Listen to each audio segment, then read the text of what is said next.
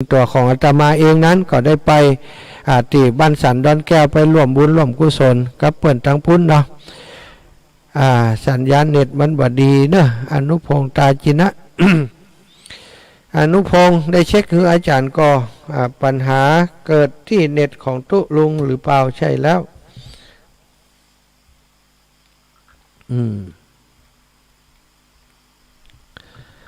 สัญญาณติดขัดเนาะขาดหายไปเนาะ